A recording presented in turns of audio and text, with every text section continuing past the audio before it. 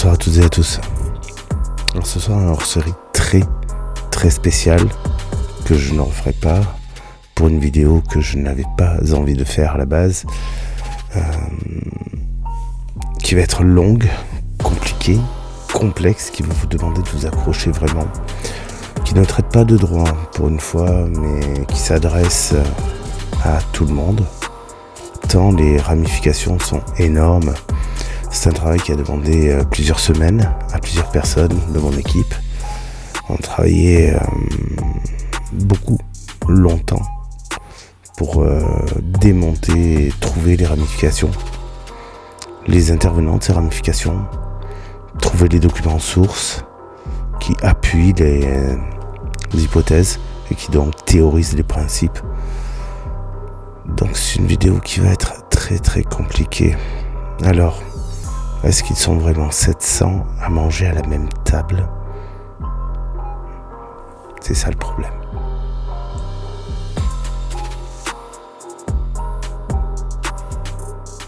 Comme vous avez vu dans le titre, la question qui se pose est la suivante. Est-ce que la complosphère ne serait pas une entité homogène ? C'est-à-dire un seul et même ensemble dirigé et subdivisé en courants de pensée qui touche certaines classes de public. Dans mon parcours, j'ai eu l'occasion de faire de l'étude des publics. Savoir comment moduler des discours par rapport au public cible.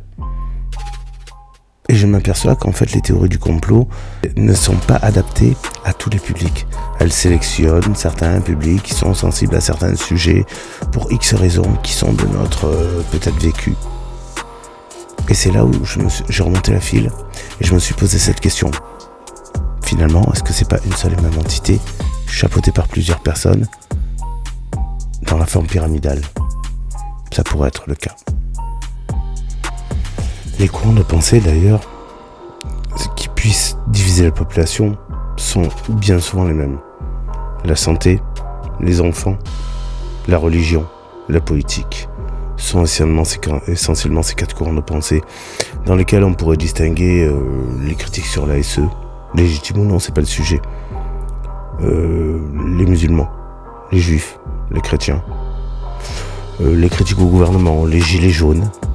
On peut vraiment arriver à définir ces courants de pensée, les antivax bien évidemment qui en font partie, non pas parce que je les classe direct, mais parce que c'est une catégorie de public cible. Et on va voir que c'est pas si faux. D'ailleurs, ces catégories de public cible se retrouvent mêlées, partagent des accointances, ce sont des sections non nulles du public. Ça veut dire qu'elles s'interpénètrent les unes les autres, étant donné que bien souvent ce sont les mêmes gourous, les mêmes personnes que l'on retrouve en train de diffuser de l'information, du contenu qui soit faux, essentiellement du temps, bien que bardé de quelques vérités, histoire d'accréditer leur version. On s'aperçoit que ces publics cibles s'interpénètrent. C'est donc une force communautaire à prendre en considération. Et suivant comment cela peut être amené par des messages très précis, très orientés, ça s'appelle de la déstabilisation, encore une fois. On en revient donc toujours à peu près à la même chose, que ces courants de pensée à caractère sectaire, puisque rappelons-le, la définition d'une secte, c'est un groupe d'individus qui se reconnaissent partager la même doctrine. C'est aussi valable pour les partis politiques, je vous rassure. Et bien dans ce cadre-là, toutes les théories complotistes ou anti-système ou anti-gouvernementales pourraient, et je prends des gants pour dire ça, mais pourraient être classées là-dedans. Les théories sur le Covid peuvent être classées là-dedans. Les théories de tout ce qui peut incomber contre un système, contre une nation, par exemple, citoyen souverain, évidemment, est à classer là-dedans. Et là, ça touche carrément du droit, donc je connais le sujet. Voilà. Non, je ne suis pas payé par Macron, je ne suis pas payé par Big Pharma, je ne suis pas payé par NASA. Si ça a été le cas, je me casserai pas le cul à essayer de faire des vidéos gratuites sur Internet pour le bénéfice d'à peine quelques-uns. Voilà. Donc arrêtons de suite les poncifs, on va essayer de considérer les actes, considérer les faits, amener des preuves, des sources qui tentent à démontrer clairement que la complosphère, c'est une entité homogène.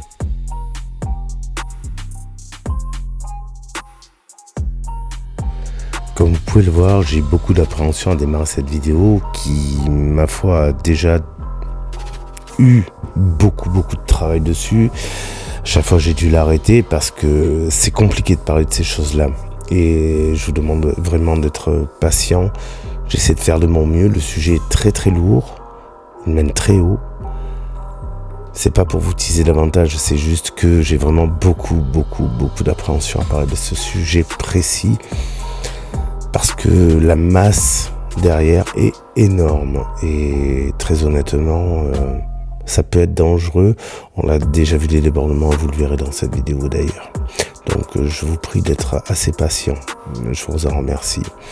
Pour ce qui en est du déroulé de l'histoire, en fait, ça a commencé simplement parce que, comme vous l'avez vu sur d'autres vidéos de ma chaîne, j'avais commencé à débunker pas mal de courants de pensée pseudo-politiques dans le cadre de la pseudo-science politique.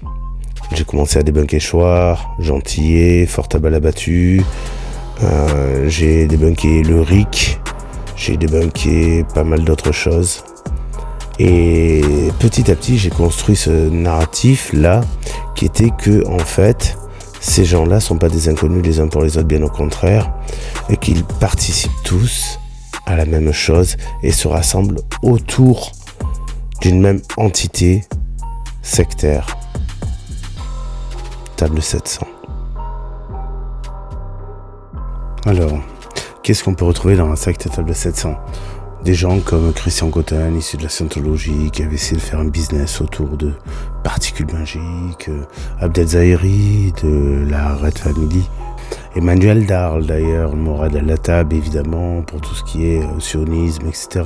Jean-Noël Mendy, qui s'affiche publiquement en tant que Table 700, Jean-François Aurel d'ailleurs, qui en est un fervent suiveur, sinon participant, et bien d'autres encore que vous découvrirez au fur et à mesure de l'enquête.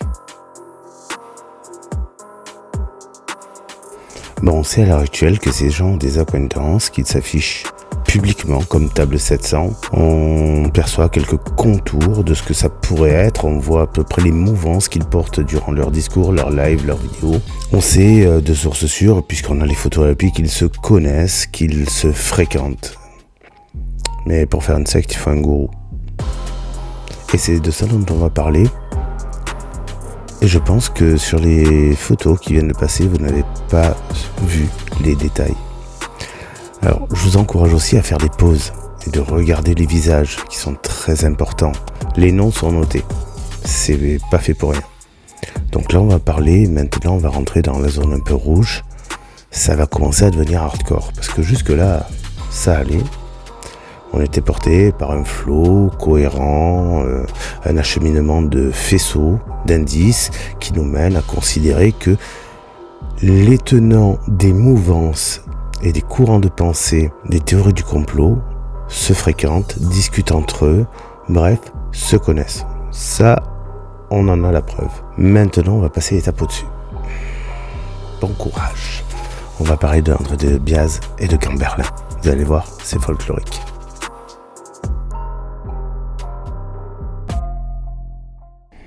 Alors, André de Biase et Gérard Camberlin, deux amis d'enfance. André de Biase, depuis, 80 ou 86, a été renommé, surnommé, évoqué comme un grand gourou, le nouveau grand monarque. Bref, s'instaure en tant que gourou de la secte qu'il nomme Table 700 et fait appel à son ami Gérard Camberlin qui a alors été interné en hôpital psychiatrique suite à des dépôts de plaintes, à des exactions, etc. Mais pour mieux vous l'expliquer, je vais carrément vous passer un extrait YouTube, je vais vous passer la vidéo. À ce niveau-là, il faut passer la vidéo. Pour bien vous montrer les liens qui coexistent entre ces deux personnes, c'est la base. Jusqu'alors, on a effleuré les contours, et encore pas tous, et de très loin, l'iceberg est encore plus énorme, la plongée est encore plus dure. Là, on commence à taper niveau de la mer. Vous allez voir, et plus ça va descendre, plus ça va être sordide. Accrochez-vous. Bonjour André, On se revoit aujourd'hui parce que vous souhaitiez faire quelques mises au point. Il y a beaucoup de choses qui ont été dites, notamment dans les commentaires. Donc voilà, vous souhaitez aujourd'hui apparaître à visage découvert et puis bien apporter une nouvelle vision un petit peu des choses avec tout ce que vous avez entendu d'ici là. Voilà. Tout à fait. Je voulais d'abord évoquer le passage où vous avez indiqué que je pouvais être ce fameux grand monarque. Alors il faut savoir une chose, c'est que la personne qui m'a appelé, enfin qui a considéré que je pouvais être le grand monarque, c'était Monsieur Le Sage. Alors Monsieur Le Sage, pour les gens qui ne le connaissent pas, c'était un écrivain qui est décédé en 1992, il me semble, de souvenir. Et c'était le comte de Paris qui me l'avait présenté, en juillet 88 exactement. Il m'avait dit, André, je vais vous présenter un monsieur qui a écrit des livres, qui s'intéresse à la monarchie, qui est très croyant, qui est très anti-franc-maçon. Et donc j'ai rencontré ce jour-là, ce monsieur-là, je le revois encore avec son chapeau, ses lunettes, sa petite moustache blanche. Bien sûr, il était au courant de mon histoire, puisque le comte de Paris lui en avait parlé. D'ailleurs, c'est pour ça qu'il voulait me rencontrer. Et c'est là, ce jour-là, que j'ai entendu le mot, pour la première fois, grand monarque. D'ailleurs, c'est lui qui avait évoqué, qui m'avait dit, il m'avait surnommé, à l'époque, Petit Prince de Lys. Il m'avait dit, vous êtes le Petit Prince de Lys. Alors, ce qui l'avait fait rire, c'est que lui s'appelait André Le Sage, Henri Le Sage. Moi, je m'appelais André, et celui qui nous avait présenté s'appelait Henri. Donc, ça nous avait permis de discuter de ça, en fait. Alors, c'est lui qui avait évoqué en premier ce grand monarque. Moi, à l'époque, je venais d'avoir 20 ans, c'était en 88, je suis né en 68, je sortais de l'adolescence, j'avais rencontré les gens que j'avais rencontrés, et puis à partir de là, je découvrais un peu ce monde-là. Oui. Donc ça a été le premier à me faire découvrir le mot grand monarque. Ce n'est pas pour autant qu'aujourd'hui, je me considère grand monarque, je ne suis pas du tout grand monarque. Moi, j'ai une mission, ma mission, elle date de 1981, comme tout le monde sait. C'est les mots que j'ai écrits sur cette pierre-là, NIA. Alors bien sûr, ça veut dire beaucoup de choses, NIA. NIA, ça veut dire non à l'intelligence artificielle, c'est ce que moi j'ai défini. Mais ça veut aussi dire, ça veut dire dans la langue arabe autre chose. Ça veut dire plein de choses, NIA. Donc au jour d'aujourd'hui, moi je pense que mon combat, il est surtout d'éveiller les gens par rapport à tout ce qui se passe aujourd'hui. D'ailleurs, on en a la preuve aujourd'hui. Vous savez, quand vous regardez cette intelligence artificielle, les dégâts qu'elle risque de faire dans l'humanité, les gens ont peur d'être pucés, on y arrive. Les gens ont peur de ce fameux vaccin programmé avec une puce à l'intérieur par monsieur Bill Gates.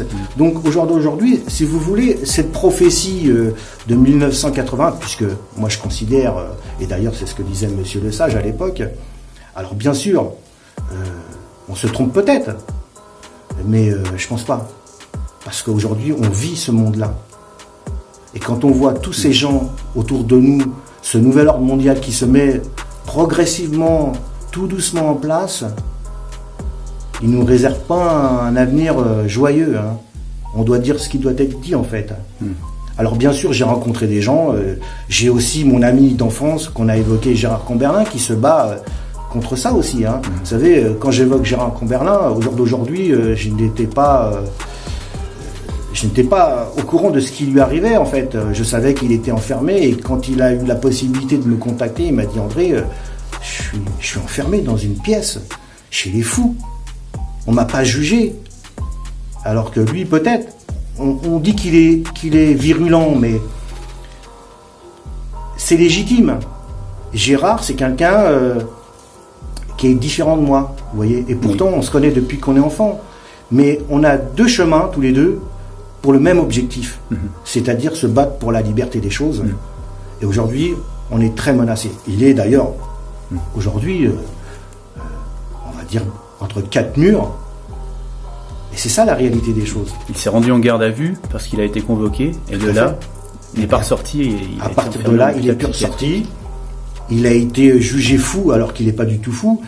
Pour les gens qui ne le connaissent pas, il est quand même président du mouvement des parieurs. C'est quelqu'un qui depuis de nombreuses années qui défend les intérêts des parieurs, qui dénonce tout ce qui se fait dans le monde hippique. Donc si vous voulez, je suis un petit peu bouleversé, parce que même beaucoup bouleversé par rapport à ce qui lui arrive. Je l'admets pas, quoi, en fait. Si vous voulez, c'est un peu exactement le même combat que menait Dulcie September, que j'avais évoqué dans... Il est comme Mandela, emprisonné injustement, en fait, parce qu'il a dit la vérité. De toute manière, aujourd'hui, quand vous dites la vérité, vous gênez. Et tous ces gens qui, aux quatre coins du monde, nous divisent pour mieux régner, le font dans l'intérêt financier. Et il faut surtout pas qu'on les empêche de régner. Donc, alors, est-ce que ma mission, c'est de dénoncer ça? Je pense que oui. Après, on peut évoquer tout ce qu'on veut. Grand monarque, pas grand monarque, antichrist, pas antichrist. Moi, je me considère pas de ces gens-là, quoi, en fait. Si vous voulez. Si j'ai rencontré des gens tout au long de ma vie, c'est parce que je pense qu'il y a un but à tout ça. Et Gérard fait partie des gens qui, même me connaissent depuis tout petit, continuent le même combat que moi, mais d'une autre façon. Donc je voulais faire le point, et puis aussi bien sûr tous ces commentaires qui me décrivaient comme un alcoolique, comme une personne qui faisait 100 kilos, qui passait son temps derrière la télévision. Non, je suis pas de ces gens-là.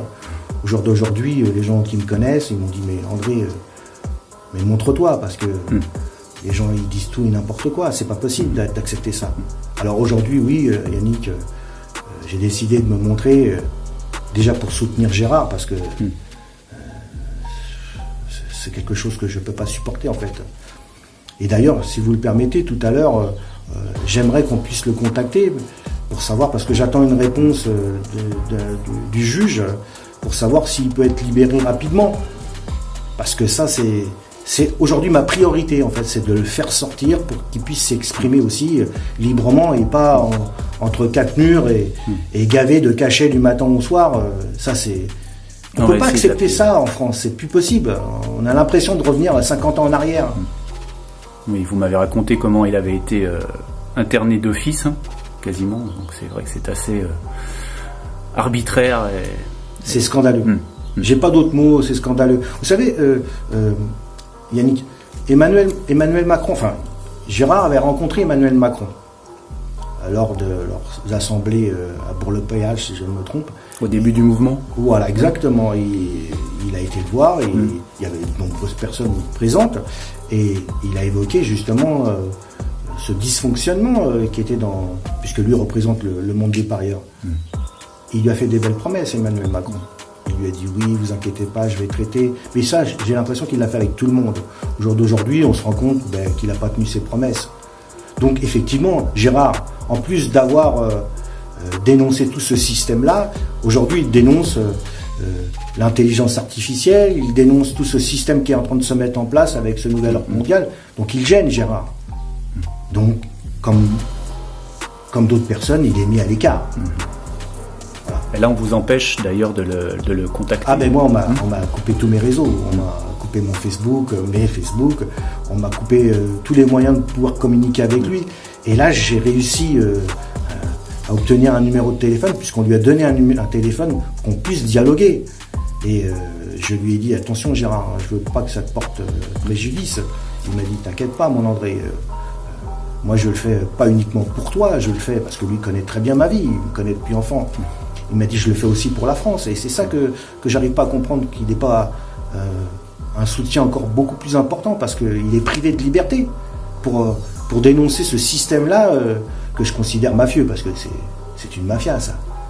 C'est une vraie mafia. À partir du moment où vous gênez les gens et que vous évoquez telle ou telle chose, on est même arrivé jusqu'à un moment à dire que sa maman avait évoqué de le faire interner, alors ce qui est totalement faux. Et ça a été dans la déposition. Donc là, on est face à des gens qui sont déterminés. Donc aujourd'hui, oui, j'apporte totalement mon soutien à Gérard. Pas parce qu'il est mon ami d'enfance, mais parce qu'il est en danger. Et il doit absolument sortir. C'est plus possible d'accepter ça. Donc je voulais revenir sur ça, je voulais revenir sur... On essaiera de le contacter si la technique le permet. On se trouve, c'est pas toujours évident, mais on essaiera. D'accord. Et je voulais justement évoquer aussi ce grand monarque et pas tout confondre en fait. De toute manière, vous savez, Yannick, chacun de nous a une mission. Je vous l'ai évoqué déjà dans les autres messages, il faut qu'on reste unis. Si on veut avancer, il faut rester unis. Il n'est pas question de sortir dans la rue, d'aller tout casser, de manifester. Non, c'est l'union. C'est l'union de chacun d'entre nous qui va faire notre force. Parce qu'en face, on a un nouvel ordre mondial qui s'est mis en place, qui a acheté l'OMS, qui a acheté des organisations, qui injecte de l'argent partout pour nous contrôler. Donc c'est pas possible. C'est pour ça que j'évoquais le 8 avril 2022, parce qu'il fait partie de ces messages qui m'ont été donnés. On ne peut pas passer à côté de ça. C'est pas possible. Donc si demain, je dois soutenir quelqu'un qui, le 8 avril 2022, sera en mesure de diriger ce pays et de lui redonner toutes ces valeurs qui sont inscrites sur les frontons des écoles, des mairies, liberté, égalité, fraternité.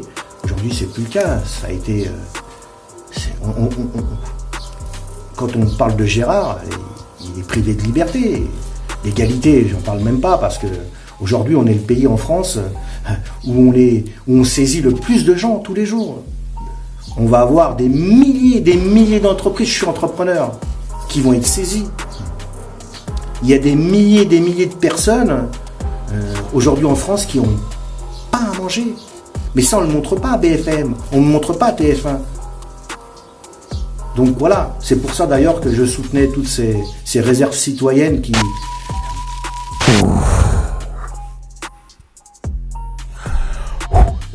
Désolé, j'ai coupé sa vidéo, parce qu'à un moment donné, je suis désolé de vous le dire comme ça, j'ai besoin d'une grande respiration après autant de merde, parce qu'il va falloir l'extirper de ma tête, recentrer sur les fondamentaux, et retrouver un minimum de cohérence, sans mettre tout un gloubi-boulga d'arguments qui n'ont rien à voir ensemble, qui tiennent sur une vérité: le système est dysfonctionnel. Oui, ça...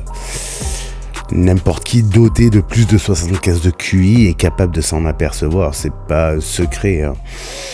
Voilà, donc désolé, je coupe un peu brutalement sa vidéo, elle va reprendre, hein. On va passer sur la deuxième partie de sa vidéo, celle où vous avez Camberlin qui parle. Je sais pas si j'arriverai à vous la tenir intégralement non plus, parce que... Et derrière, vous allez avoir Camberlin dans ses grandes œuvres citoyennes. Et à partir de là, ça va commencer à être rigolo. Ça va commencer à être très amusant. Non, je déconne. Ça va être encore pire. Parce que ce que vous avez vu jusqu'à présent, je vous ai invité à l'apéritif.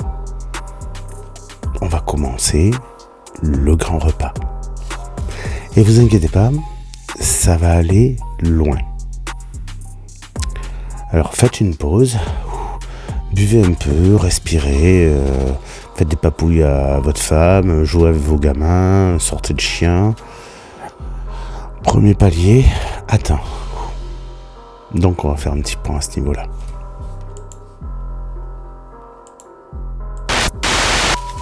Bonjour André. Salut Gérard, je suis avec Yannick. Ah Yannick, bonjour, enchanté Yannick. Bonjour Yannick, enchanté Gérard également.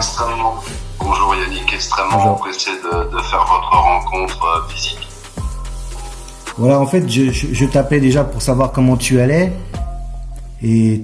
Alors, comment je vais, c'est assez difficile, bien sûr, parce que je passe un moment extrêmement difficile auquel je crois il faut avoir beaucoup de force pour, premièrement, encaisser, secondo, se préparer, puis troisièmement, préparer sa plaidoirie, ce que je fais depuis de nombreuses heures, de nombreux jours, avec des personnes qui sont derrière moi et que je félicite et qui me démontrent finalement à travers eux que je suis tout simplement là à travers une drôle d'histoire.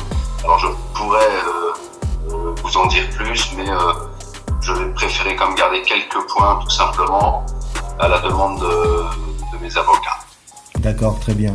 En fait, moi, je me permettais de te téléphoner déjà pour savoir comment tu allais, mais surtout, j'ai évoqué dans un entretien avec Yannick, là, juste avant qu'on t'appelle, ma situation, bien sûr, pourquoi les gens me considéraient, enfin les gens que j'ai rencontrés, et toi tu me connais depuis que je suis enfant, mon histoire, pourquoi il parlait du grand monarque, mais au final, ce qui est bien dans cette histoire, c'est que tous les deux on a deux chemins différents, même si on se connaît depuis enfant.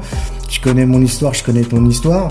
Et puis au jour d'aujourd'hui, on est tous les deux vers le même combat, c'est-à-dire plus de liberté et que la France retrouve vraiment sur pourquoi elle est connue dans le monde. Et je me rends compte qu'aujourd'hui, on te prive justement de liberté, injustement, parce que tu dénonces tout ce système dans lequel on voudrait nous mettre par l'intermédiaire du nouvel ordre mondial, avec l'intelligence artificielle, bien sûr.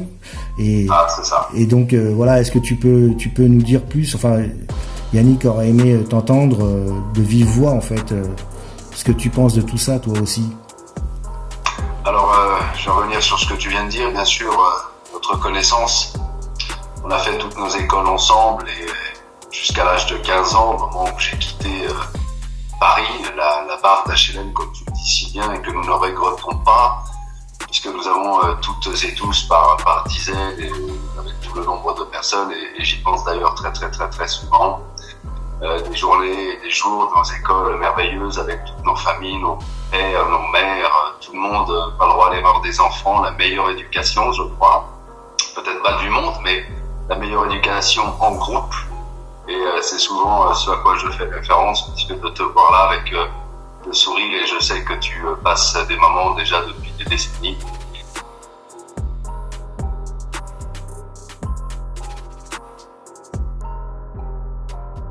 Je vais abréger un petit peu de la vidéo de la part de Camberlin, parce que pendant toute la section que je supprime, clairement, mais le média est sur YouTube de toute manière, je vous donnerai tout en description.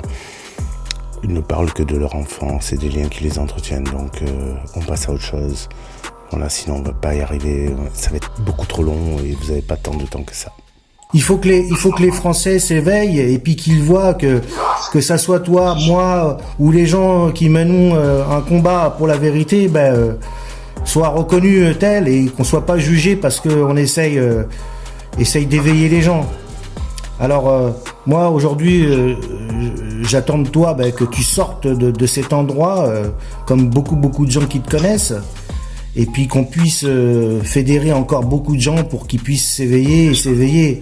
Alors bien sûr on nous dira qu'on est fou, qu'on est malsain, qu'on est ci, qu'on est ça.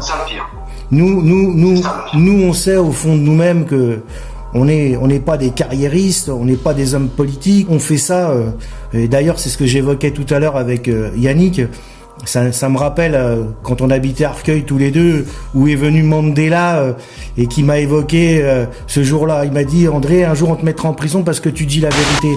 C'est valable pour toi, Gérard. Bon, voilà, maintenant qu'il a rencontré Macron, qu'il a rencontré Nelson Mandela, je me demande si dans sa sphère il n'a pas rencontré Superman, Dieu le Père. Ben bref, il n'y a aucune preuve de ça. Mais bon, admettons. Pause parce qu'on va entamer du lourd. Donc le lien, on l'a. On a un lien entre André de Biase et Camberlin qui est formel. On a un lien entre Camberlin et les détenteurs de théories du complot qui gravitent dans le cadre de la table 700. Eh bien, on va commencer l'arborescence à partir de maintenant.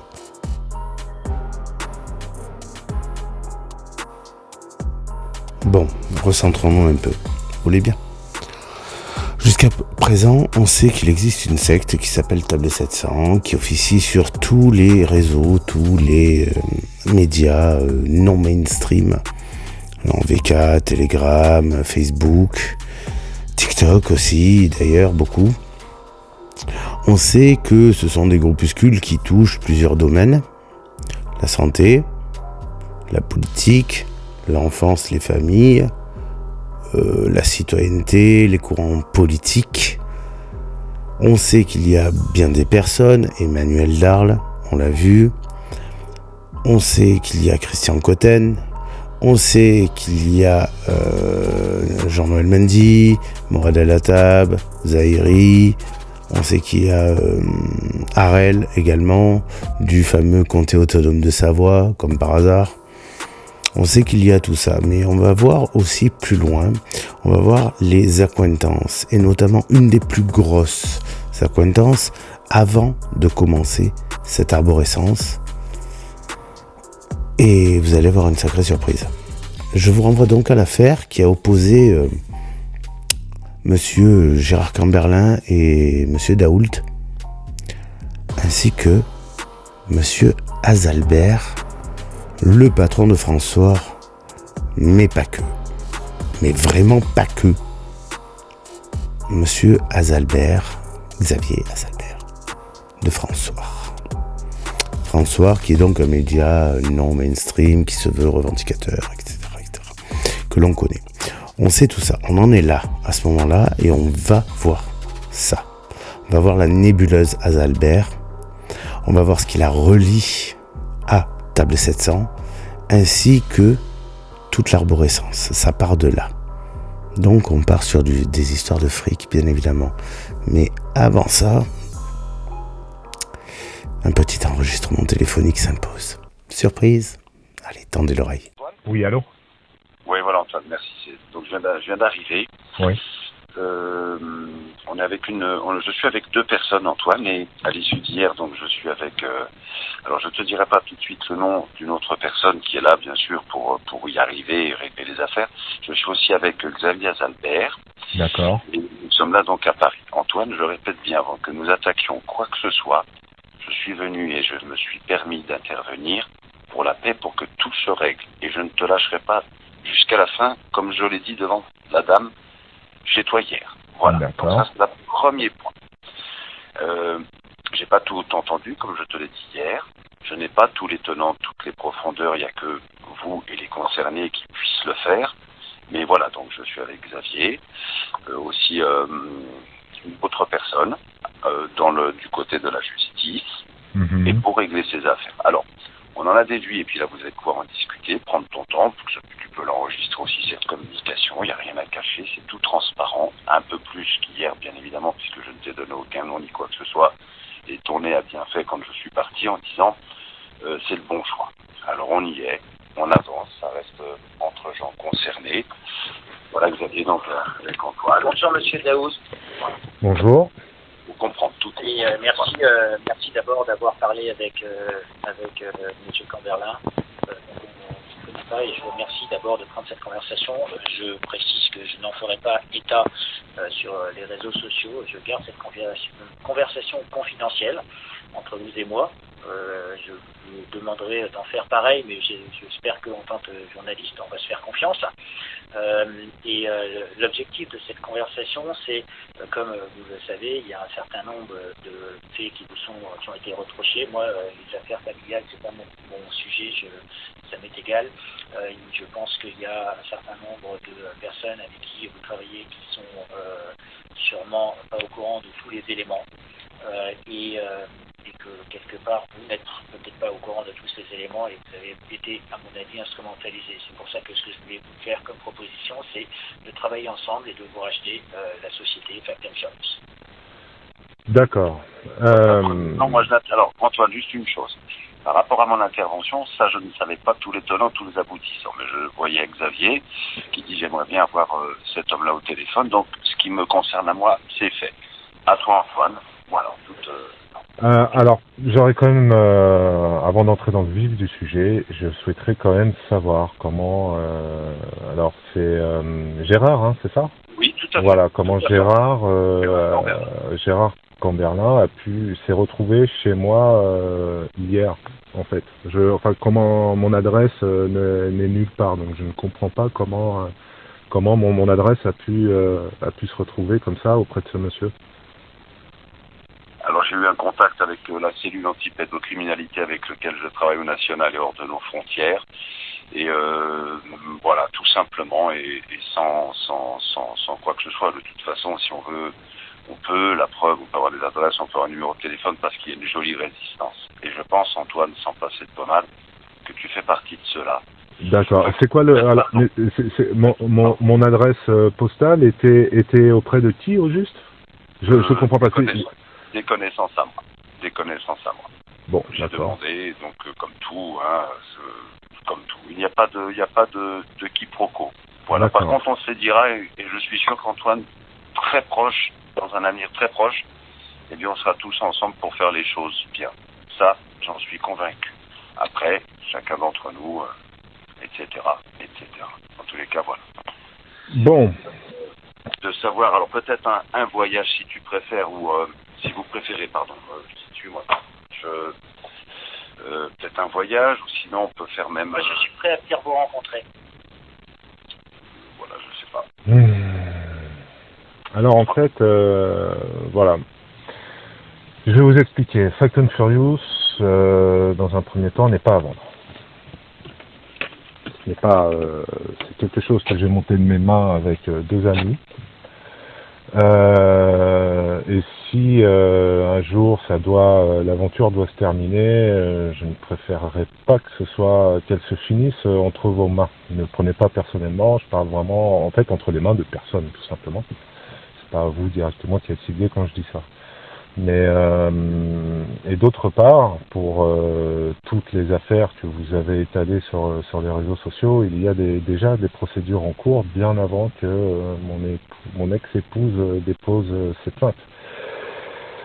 Voilà, car je vous rappelle quand même qu'elle a décidé de porter plainte après avoir reçu son assignation en justice pour le divorce, et que juste après ça, elle m'avait envoyé un mail pour me dire qu'elle allait déposer ses plaintes. Donc, il y a des procédures qui sont en cours.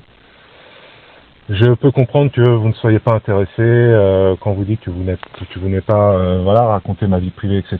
C'est quand même ce que vous avez fait, Monsieur Azalbert. Que tout a été diffusé, publié, sans même me concerter avant. Donc moi, quand on dit entre bons journalistes, bon. Bref, je ne veux pas, j'ai pas très envie de rentrer dans l'invective. Je pense que je subis quand même une vague de harcèlement assez incroyable. Maintenant, si vous voulez, vous avez avancé énormément d'éléments contre moi. Maintenant, dites-vous bien aussi que si je ne dis rien, c'est qu'il y a des raisons à cela. En fait, tout simplement, je n'ai absolument rien à me reprocher des faits qui me sont reprochés. Moi, j'ai rien à me reprocher. Maintenant, je suis un peu décontenancé par cette approche. Je vous le cache pas. Je peux comprendre, Antoine. Je peux comprendre, parce que c'est vrai que ça fait drôle, et je sais que tu es en capacité de pouvoir te mettre à ma place et te transposer. Non, mais c'est pas vis-à-vis de toi. Genre, en fait, quand je dis, je n'ai absolument rien à me reprocher. C'est-à-dire que moi, j'ai confiance en la justice, qu'il y a des procédures qui sont déjà en cours avant même que mon ex-épouse dépose ses plaintes. Donc, moi, la seule chose, en fait, que je demande, c'est que ce harcèlement cesse. J'ai reçu des menaces de mort. Voilà, j'ai reçu de nombreuses menaces de mort, encore maintenant. Enfin, maintenant, pas là au téléphone, mais encore aujourd'hui. Des ennemis à toi, Antoine, des ennemis à toi, des ennemis de quoi? Qui? Ah, mais moi, il n'y a pas d'amis ou d'ennemis, des internautes. Voilà, les internautes, les gens, je les connais pas. Il y a énormément de menaces de mort. Mais ce que je trouve encore plus inquiétant, c'est de me retrouver avec un inconnu dans mon salon, que j'ai bien évidemment fait entrer moi-même, qui s'est présenté pour un médiateur qui est plus un entremetteur. D'entendre ce que j'entends, et notamment en faisant... Voilà. Après, là, je le dis maintenant, l'échange a été cordial, d'accord. Il y a eu absolument aucune menace ou quoi que ce soit. Là-dessus, il y a... Non, moi, ce qui m'ennuie, clairement, c'est que des gens connaissent mon adresse. Clairement. Ça reste là fermé, il n'y a pas de problème, il n'y aura aucun souci, je mets mon code d'honneur pour ne rien avoir à divulguer de quoi que ce soit. Ouais, non, ça. Parce que, en fait, ce qui se passe, moi, je vais vous le dire, c'est que mon adresse postale, elle n'était connue que d'une personne et figurait sur un seul document qui était l'assignation en divorce. D'accord. Voilà. Alors peut-être y a-t-il déjà des choses en cours, peut-être juridiques. Non. Enfin, en tout cas, je serai au courant, j'imagine. Ce qui n'est pas le cas. En tout cas, de fait, aujourd'hui, à l'heure actuelle, je n'ai jamais été auditionné ou entendu pour de quelconques faits qui me sont reprochés. Donc moi, je suis très ennuyé par ça. C'est-à-dire que des gens, c'est-à-dire que mon adresse postale se balade, je ne sais où, alors que voilà, elle ne figurait que sur un seul document, qui est en l'occurrence l'assignation au divorce. Voilà. Donc après, bon, moi ce que je vous propose, c'est de réfléchir à tout ça à tête reposée. Bravo, je suis content. Voilà, là j'ai réussi. Non, mais enfin quand je dis réfléchir à tout ça, non, mais quand je dis moi réfléchir à tout ça, je pense que voilà, faut que Monsieur Azalbert aussi comprenne, qu'il prenne la mesure de ce qu'il est en train de faire. Voilà. Je pense que voilà, vous êtes une grande personne responsable. Vous savez très bien ce que vous êtes en train de faire. Je ne suis pas dupe. Oui, vous avez tout à fait compris ce qui se passe. Xavier Azalbert, en fait, s'est arrogé les services de Gérard Camberlin après avoir publié les données personnelles de Antoine Daoust via sa femme, qu'il avait convoquée lors d'une interview. Elle lui a balancé l'adresse, ce qui permet aujourd'hui à Xavier Azalbert, enfin ce qui permettait à l'époque à Xavier Azalbert d'avoir un point d'appui sur Antoine Daoust et grosso modo de lui dire ben voilà, tu me cèdes ton journal et on arrête le chantage, on répare tout ça, on se tait, on ne dit plus rien, mais tu nous vends ton journal. Tu vends ton journal parce que Fact and Furious en fait démonté stricto sensu François, ce qui est pas vraiment très dur à faire. Voilà ce qui est en partie et totalement Xavier Azalbert. En français, ça a un nom, ça s'appelle du chantage. Et quand quelqu'un fait du chantage, on appelle ça un maître chanteur. C'est la définition du dictionnaire, hein, je n'y suis pour rien. Voilà, vous avez entendu les choses, comme moi, on va passer à la partie la plus croustillante. Et après, maintenant que vous savez quelle est la mentalité du patron de François, de Gérard Camberlin, qui monte la table 700 avec André Debiaz et toute la clique, on va pouvoir étoffer, vous inquiétez pas. Mais il y a un gros travail de préparation pour bien comprendre dans quel milieu nous allons saloper nos chaussures. Allez, go. Ouais, justement, j'aimerais savoir, parce que justement, là, moi, c'est moi qui comprends pas. En fait, je vous ai écouté, si jamais je peux me permettre. Donc déjà, les informations pour votre adresse, moi je suis même pas au courant de votre adresse, donc pour tout vous dire. C'est moi Antoine, hein. Là-dessus, ça va loin. Donc ce sujet-là, après, quand vous dites qu'il est en train de se passer, moi je peux vous le dire, enfin, je déplore toute forme de menace, mais je peux vous dire une chose, c'est que j'ai aussi reçu des menaces de la même manière que vous avez reçu des menaces. Donc le travail que l'on fait, que vous faites de part et d'autre, entraîne ces éléments assez forts, désagréables. Hein. Moi j'ai eu des menaces sur ma femme, sur mes enfants, sur mon intégrité physique. Donc je comprends tout à fait. Vous faites un travail, je fais un travail, on n'est peut-être pas d'accord on n'est peut-être pas du même bord.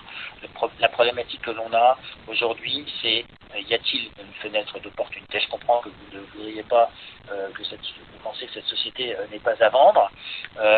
Moi, ce qui m'intéresse à un moment ou à un autre, c'est de mettre à jour, on va dire, le travail qui est fait et de continuer en bonne intelligence. C'est pour ça que je venais à vous parler. Il y a d'autres personnes qui sont intéressées pour racheter cette entreprise de manière à éviter toute forme de procédure juridique dans un sens comme dans l'autre. Et pour moi, vous dites que vous êtes droit dans vos baskets. Moi, les affaires de famille, c'est pas mon problème. Et je les déplore. Par contre, j'ai aussi des affaires contre moi avec des plaintes qui étaient pas forcément agréables non plus, qui sont, comme vous le savez, même vous en aurez, vous pouvez en avoir. Et ça peut aller bien plus loin. Et donc moi, ce que je voulais éviter de faire, c'est qu'on se retrouve dans une situation qui soit préjudiciable et pour vous et pour moi. Voilà. Donc après, vous pouvez réfléchir, il n'y a aucun problème. Comme j'ai dit tout à l'heure, je ne ferai pas état de cette conversation. Après, libre à vous d'en faire état état ou de ne pas en faire état. L'approche, elle se veut, comme vous dites, intelligente, elle se veut pas du tout... elle se veut pour éviter un certain nombre de procédures juridiques qui pourraient arriver. Des menaces à peine voilées.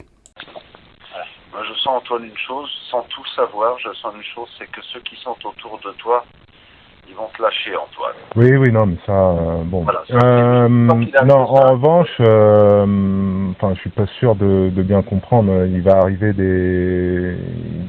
va m'arriver des soucis juridiques et donc ça serait dans mon intérêt de pouvoir conclure un accord avec vous. C'est bien ça, en fait. Je n'ai pas dit que vous arrivez des soucis juridiques, c'est qu'il peut y avoir des plaintes pénales qui peuvent être instruites par un procureur, oui. Indépendamment de moi. En fait, moi, je ne suis pas là pour faire des procédures contre Antoine Daoust. Au contraire, ce que je suis en train de faire, c'est qu'il arrive un moment neutre où la désinformation va trop loin et qu'il y a déjà des procédures en cours. C'est-à-dire, ouais. Et c'est allé très très loin et pour moi, je pense que de temps en temps, c'est mieux de se parler et de se voir et d'essayer de se trouver un terrain d'entente parce que, comme vous le savez très bien, à un moment ou à un autre, vos amis d'aujourd'hui seront peut-être vos ennemis de demain et que je pense que le travail que vous avez fait et que vous avez initié est peut-être pas forcément tombé entre les bonnes mains. Voilà. Et que moi je voulais m'assurer que c'était le cas et que si jamais il y a une opportunité pour que on vous fasse une proposition pour justement éviter toute forme de procédure, que ce soit du pénal ou du civil. J'avoue avoir beaucoup de mal à comprendre en fait en quoi est-ce que trouver un arrangement permettrait de m'éviter des procédures pénales ou civiles en fait. C'est ça que j'arrive pas à comprendre concrètement. Écoutez, monsieur Daoust, moi j'ai vu un certain nombre de preuves, j'ai vu un certain nombre de témoignages pour des tests PCR qui ont été faits, des papiers qui ont été photoshopés. Et je pense que là, on est dans le domaine du pénal. Et que moi, je pense que pour éviter toute plainte pénale, il arrive un moment ou un autre où il faut savoir arrêter ce genre de choses. Je sais arrêter ce genre de choses. D'accord. Est-ce que je peux poser une petite question? Oui. J'entends parler de violence, j'entends parler de choses, j'ai pu voir moi aussi mes amis et entendre certaines choses. Antoine, es-tu vraiment la personne qui aurait commis de tels actes? Non, que tu absolument pas. D'accord. C'est ce que je voulais faire en intervention. D'accord. Voilà. Donc pour ça, j'ai évidemment de quoi me défendre. En tout cas, voilà, ce que je vous propose, c'est je vais comme tu veux à ta convenance, Antoine. Vraiment en toute confiance. Il n'y aura pas d'histoire, il n'y a pas de... Non, mais en tout état de cause, Fast and Furious n'est pas à vendre. Ça, là-dessus, c'est non négociable. Voilà. Ça, là-dessus, c'est non négociable. Après, je vais devoir en parler à d'autres personnes. Ok, alors le mieux de voir un petit peu, bien sûr, pour ces côtés-là. Et bon, moi, pour ce qui me concerne, je serai à cheval, bien sûr, sur la non-violence aux femmes et aux enfants. Donc, je ne juge pas. Je te remercie encore, bien sûr, de m'avoir fait rentrer. Je suis très content que l'on en soit là.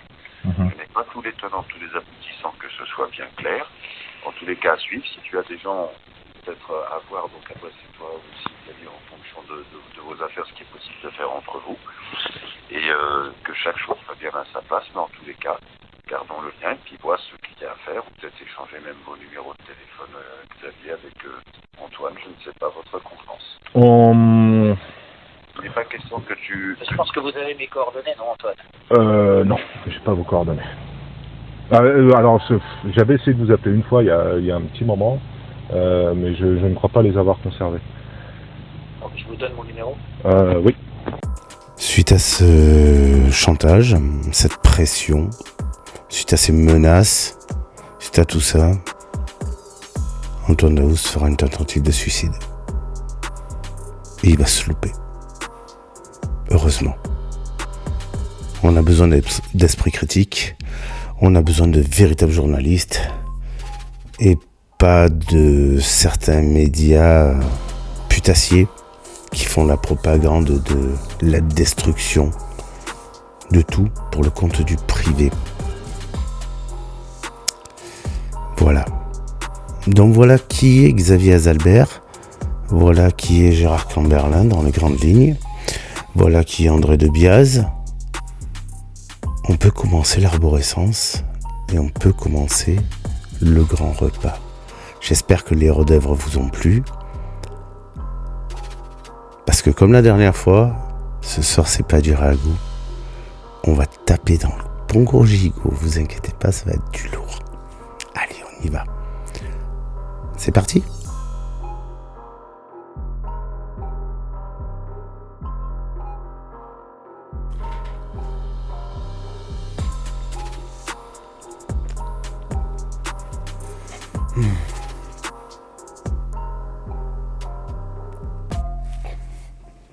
Oh putain.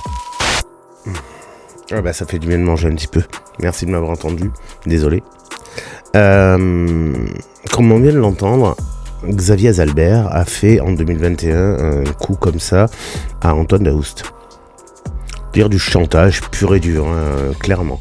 C'est soit tu me vends Fast and Furious, soit le harcèlement il continue, ça va même aller plus loin, on va te harceler juridiquement, pénalement, etc. etc. Bref. Le mec, fallait pas s'attendre à autre chose. Voilà, trahi par son ex-femme, etc., etc. Donc déjà, on est sur une notion de putasserie quand même, level God mode. Vous voyez, on est là-haut. Mais on va voir que c'est que la partie immergée de l'iceberg pour l'instant. On est toujours au ras de l'eau, on vient à peine de passer juste le visage un petit peu sous la surface pour voir ce qui s'y trame. C'est pas beau.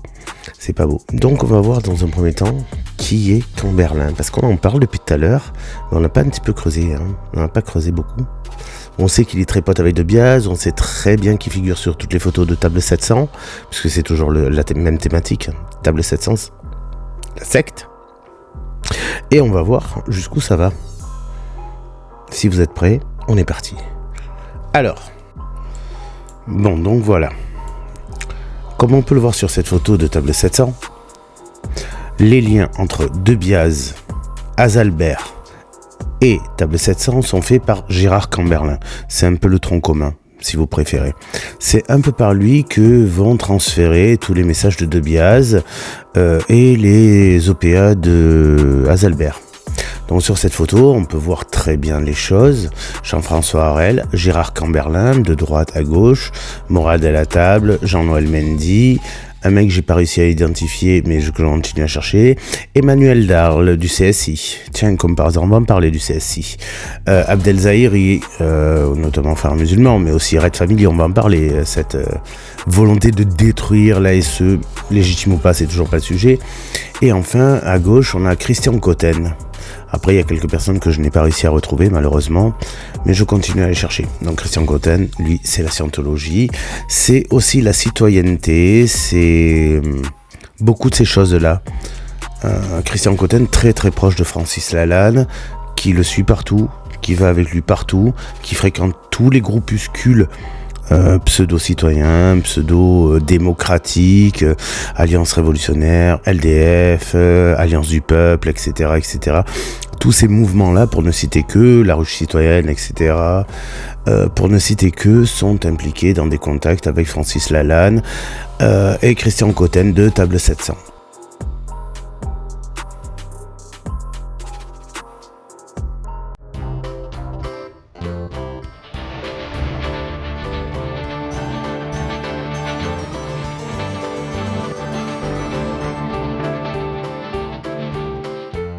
Bonjour Alain, bonjour à toutes et à tous. Oui, effectivement, on sort donc là de cette réunion du 21 avril 2023 donc à la salle Pathé pour une journée citoyenne. Donc nous avons pu faire un déroulé en fonction de l'ordre du jour de 15h à 18h. Donc nous avons préparé bien sûr cette ce direct à travers Nexus Magazine. Nexus Magazine, donc de Rock Soccer, on verra qu'il réapparaîtra plus loin dans le cadre financier de la vidéo. Plein d'autres intervenants aussi dans le temps de 18h à 20h. Alors voilà, cette réunion, c'est une synthèse tout simplement de ce qui se passe, d'une demande bien sûr sur le territoire, sur le terrain, à travers bien sûr toutes les résistances. Là notamment, c'est bien sûr pour un projet citoyen, qu'il soit présidentiel ou sans président, donc on est rentré dans les détails. Et puis la tendance s'est fait ressentir, ça va quand même d'un côté où on va sur une politique demain, un mot difficile et qui fait mal aux oreilles, surtout aujourd'hui vu la confiance et le niveau de confiance pour lequel on porte à ces politiciens, eh bien, c'est-à-dire sans président, avec la possibilité, bien sûr, de référendum d'initiative citoyenne. Quand je vous disais toute la sphère du RIC et des Gilets jaunes est impliquée, c'est un aveu. Et évidemment, qu'on se le dise, Étienne Chouard est évidemment impliqué, puisque c'est un très bon contact de Francis Lalanne, qui lui-même est un très bon contact des Sovereign Citizens de Alice Pazalmar. Cela va sans dire, mais on le verra plus tard. Tout projet, toute initiative participative, décisionnaire aussi.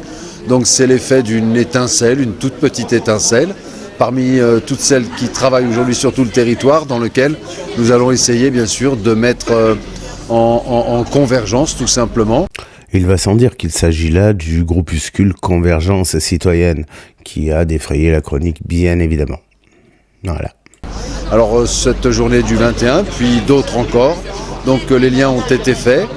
Que dire encore? Eh bien ça s'est bien passé dans l'ensemble.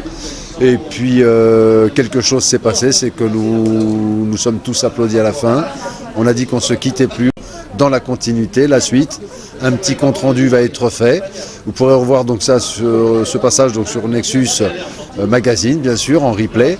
Et merci Alain aussi à toi, puisque le combat que tu mènes aussi, et je sais de quoi on parle. On a tous rendez-vous aussi, puisque ça concerne toutes les résistances, bien évidemment, dans tous les corps économiques, et tout vise derrière lequel est caché, bien évidemment, l'ensemble de nos gouvernants. En avant, et mais courons bien évidemment à la possibilité de faire le nombre. N'oublions pas là, ce que je vous disais en début de vidéo, il s'agit de fonder une masse critique de citoyenneté déguisant une mafia organisée, tant au terme de la finance, et je vous dirai par quel biais, preuve à l'appui, que par le biais de la citoyenneté, donc du vote des lois, puisque, comme vous l'avez tous vu, sans exception, Francis Lalanne et tous ces groupuscules ont couru les groupements citoyens, les groupements pseudo-démocratiques, évidemment tous les pseudo-partis politiques qui fleurissent à droite à gauche, histoire de s'arroger une masse critique d'électorat. La question c'est pourquoi en fait? Pourquoi avoir des électeurs pour vouloir faire passer des lois soit à l'Europe, soit à la législature? On va y répondre plus tard, vous inquiétez pas. À travers, bien sûr, toutes ces personnes impliquées auxquelles on peut faire confiance. On a vu que des gens bienveillants qui sont dans l'unité, qui sont dans l'union autour de cette volonté grandissante, tout simplement, pour plier notre adversaire. Bien évidemment, on ne rentrera pas dans les détails, on sait tout ce qui se passe aujourd'hui, tout ce qu'on a subi. Donc voilà, rendez-vous à toutes et à tous, en lien aussi avec Alain et bon nombre d'entre nous sur tout le territoire. Donc restons en contact. Continuons, d'autres rendez-vous ont lieu concernant des journées citoyennes, eh bien on vous en fera part. Et tout ce qui a été fait aujourd'hui, prenez contact sur la boîte mail, puis rendez-vous à tout le monde, et puis on ne lâche rien, tout simplement. Alors on va pouvoir y arriver, c'est de la bonne volonté aujourd'hui. Merci à toutes et à tous, et à très très vite, puisqu'il n'y a pas que le projet citoyen, bien sûr, il y a tous les corps économiques qui vont avec. Et on a des vérités pour aujourd'hui mettre les choses à plat. La seule chose que nous n'avons pas, c'est de chaînes de télévision. Donc par le nombre, nous pourrions ouvrir cette brèche. Voilà, c'est aussi le but à atteindre. Tout simplement, sans chaîne de télévision, ce sera extrêmement difficile. Oh, je pense que ça ne t'a pas posé beaucoup de problèmes, Gérard. Comme par hasard. Gérard Camberlin, très pote avec Richard Boutry, l'ex-présentateur de télévision, qui a fondé la chaîne non mainstream, La Une Télé. La Une Télé qui était à l'époque la chaîne de Table 700, ainsi que d'autres chaînes, Toxin et d'autres, sur lesquelles ils diffusaient leur contenu. Et puis on a vu un petit changement, puisque Boutry était l'invité de la Une Télé, hein, comme je viens de vous le dire, avec Astrid Stuckelberger, Christian Perron, Jean-Dominique Michel et Werner Boxler, qui est le président de la fédération des coachs en Suisse, notamment Lausanne, toute la sphère du bien-être, de tout ça, quoi, voilà. Donc on est encore dans la pseudo-science, hein, on y retombe, déjà qu'avec Perron on atteignait des sommets. Bon ben voilà, toute cette clique, c'est en fait une seule et même entité. Évidemment, dans ce cadre-là, il faut aussi considérer beaucoup d'autres choses, comme on peut le voir sur cette photo. On voit Camberlin, on voit pas Mourad, on voit pas Abdel, mais on voit Perron, on en voit d'autres. Et on voit aussi sur cette photo, là, Emmanuel Darl du CSI. Le Conseil scientifique indépendant, donc, qui a pour mission fondamentale d'agréger tous les anti-médecine classiques, tous les pro-médecine alternative, tous ceux qui font du soin alternatif, ainsi que tous les anti-vax, les anti-vaccins, les anti-docteurs, les anti-tout finalement, du côté de la médecine, qui a donc pour but de les agréger. Voilà le rôle d'Emmanuel Darl. Parlons maintenant de Christian Cotten, pour soutenir la thématique du rassemblement citoyen, notamment par le biais de Lalanne. On va donc aussi parler de qui est Francis Lalanne, et on va mettre des accointances là-dessus. Donc c'est un peu complexe, essayez de suivre, vous allez voir. Francis Lalanne, donc c'est un peu le VRP de Table 700 par le biais de Christian Cotten. Toujours par deux ils vont, hein, les seigneurs citent évidemment. Ils ont approché énormément de partis politiques, de groupuscules citoyens, démocrates, machin, tout ce que vous voulez, le peuple et tout ça. Sans autre forme de procès que de vouloir se faire élire pour avoir du pouvoir. Ça aussi, notez-le bien dans votre tête, parce que ça va fortement contribuer à ce que vous compreniez la dernière partie de la vidéo. C'est hyper important. L'économie, le suffrage, les deux mamelles de la France actuellement, hein, vous inquiétez pas. Allez, c'est parti. Sur cette photo, on voit Christian Cotten, le pote de Lalanne et de Dieudonné désormais, affilié Table 700, clairement vous l'avez vu sur la vidéo, sur la photo, qui nous dit que j'ai eu le grand plaisir dimanche 18 février 2024 d'accueillir Francis Lalanne, venu présenter à Paris dans le cadre des réunions mensuelles Union de la Résistance, le projet de liste aux européennes qu'il a organisé avec Dieudonné et France Libre, sachant qu'il est l'auteur, l'instigateur de France Libre. Vous pourrez écouter mon intervention de 12 minutes ci-dessous, suivie de celle de Francis Lalanne. Vous trouverez en outre un texte que je vous invite à faire connaître largement, qui est un anti-programme et une anti-profession de foi, fort utile pour résumer quelques idées qui me sont chères, et dont il se trouve qu'elle s'accorde parfaitement avec les écrits et propos de Francis Lalanne. Bonne lecture et bonne audition, et merci de vos partages. Et pour ceux qui viendraient à l'envie de venir œuvrer avec nous, veuillez m'envoyer, etc., etc., etc. Bon, vous avez compris où on va. On va dans un lien direct entre Table 700, les politicards, les sphères complot-plot. On est en plein là-dedans. Voilà ce qu'est Table 700 et une grande portion de qui elle regroupe.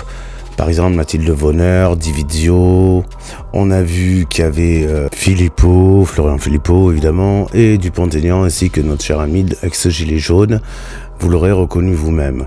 On voit très bien que, également, Lalanne est très proche de Olive, hein, ancien gilet jaune qui fait son beurre sur le dos de la médiocrité ambiante et de la pauvreté d'esprit, mais également de la souffrance des gens. Voilà, on est sur ça.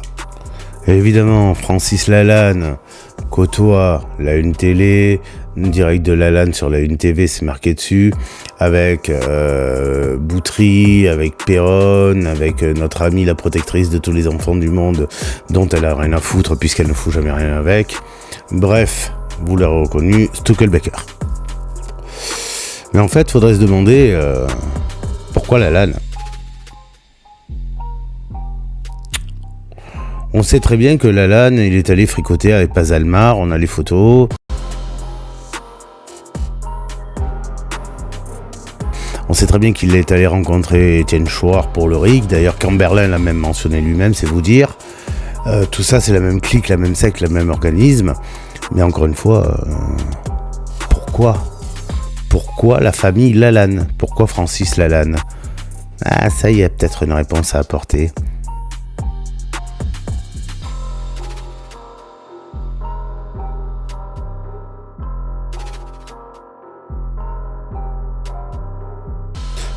savez ce que vous venez de le voir ?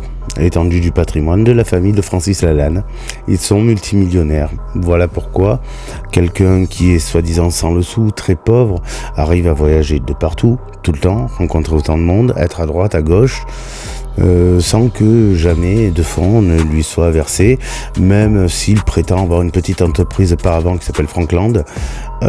L'étendue de son patrimoine est là, tenu par son père ou par lui-même, puisqu'il s'appelle Francis José Lalanne et que son père s'appelle José Lalanne. Et ça, c'est des informations publiques que l'on peut trouver sur le site Papers. Voilà.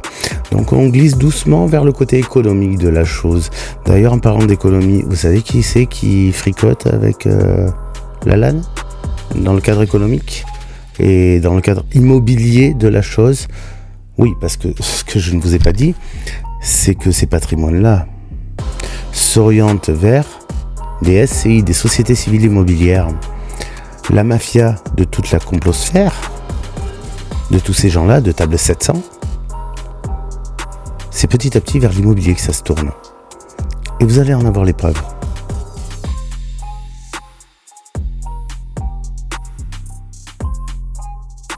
Je vous ai parlé de qui était pote avec Lalanne côté santé immobilière. Je vais vous donner les documents, vous allez voir. Xavier Azalbert, patron de François, ça vous parle ? On va un petit peu bosser là-dedans. On va graviter maintenant autour de tout ça et on va aller démonter le gros lien qu'il existe entre la finance de l'immobilier et la cristallisation d'un électorat. Et vous allez voir comment, en manipulant les gens sur quelques années, on arrive aujourd'hui à avoir une complosphère qui est prête à vendre ses propres terrains pour devenir souveraine, c'est-à-dire indépendante et autonome, ce qui est complètement con dans le principe, mais bon, vous allez voir. Gardez cette idée en tête. Donc voilà, puisqu'il faut des preuves. Donc en premier lieu, José Lalanne, qui est l'un des premiers investisseurs actionnaires et donneurs d'ordre du groupe François détenu par Xavier Azalbert.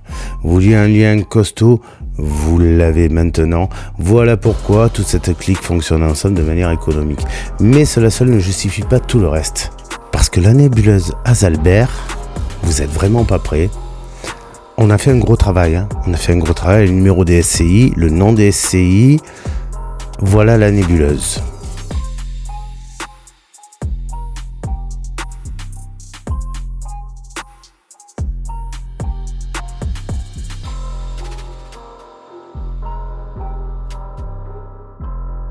Au centre, on a vu vraiment Xavier Azalbert, le patron de François, qui a des liens directs, et je dis bien directs, avec toutes ces entreprises. Soit qu'il en soit le premier donneur d'ordre, soit qu'il en soit le premier actionnaire, soit qu'il en soit le premier bénéficiaire, soit qu'il en soit le patron ou l'administrateur. Il est en lien direct et donneur d'ordre en position de contrôle de ces entreprises, d'achat, de vente, de location, de bâti, etc. Tout est quasiment dans l'immobilier ou la finance. Et vous avez remarqué, là on commence à basculer dans quelque chose de beaucoup plus crasseux et mafieux. Et vous n'avez pas tort. On est dans le cadre de l'investissement caché. On voit tout d'abord qu'il a des pratiques qui sont à la ligne, qui sont du chantage. On l'a entendu tout à l'heure, c'est de notoriété publique. Il n'y a aucun document ici qui est privé. Il n'y a rien qui a été leaké. Tout est public. C'est juste qu'on associe les concepts pour bien comprendre comment on se fait prendre pour des cons par toute la sphère complotiste et tous ces tenants. Parce que même si on n'est pas d'accord avec leur discours, fondamentalement, ces gens-là participent à ça. Ils ont à croquer au terme de conférences, de conventions, de publications de livres. Demandez-vous qui les finance.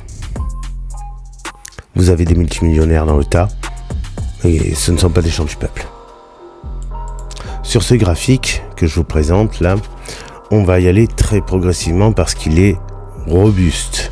Attention, tout est sourcé du site Papers qui normalement enregistre toutes les entreprises détenues par quelqu'un.